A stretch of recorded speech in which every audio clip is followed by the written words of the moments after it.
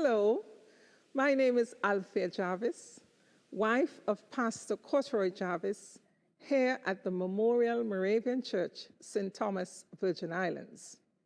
I am a child of God, a mother of two beautiful adult daughters, and a happily retired teacher. During the month of March in the United States, we celebrate Women's History Month.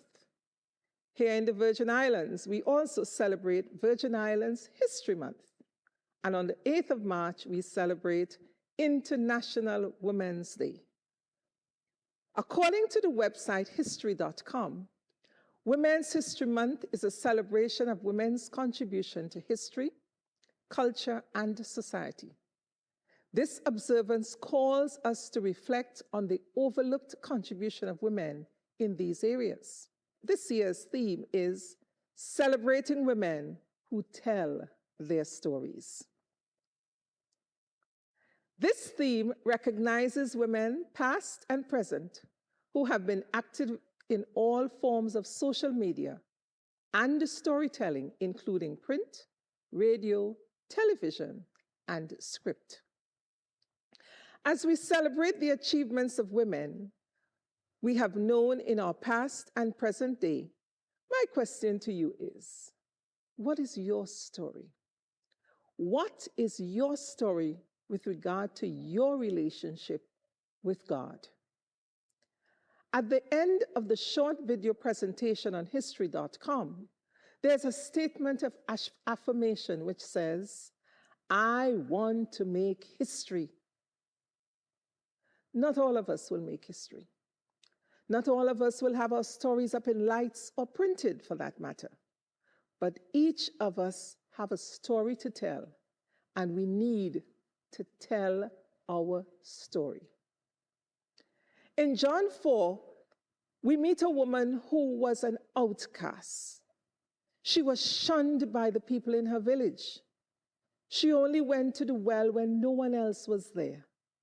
And one evening, she went to the well and met Jesus. Jesus gave her more than she needed in her water pots that day. He knew her story.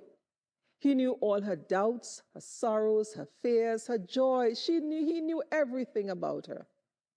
He knew her history. After that special encounter with Jesus, she ran to tell the villagers who had previously scorned and shunned her that she now had a new story to tell.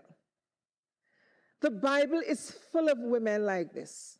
Women like Sarah, Mary, the mother of Jesus, the woman with the issue of blood, countless, some nameless women whose stories were told as an inspiration to us. I grew up in a home where the use of alcohol caused my father to physically abuse my mother. But my mother's story did not end there. She had a strong belief in God and taught us to trust God and believe that God answers prayer and He will turn things around. My mother's story to us was a woman who prayed constantly for her children. Her story gave me the strength to face the challenges of life and embrace God's calling on my journey.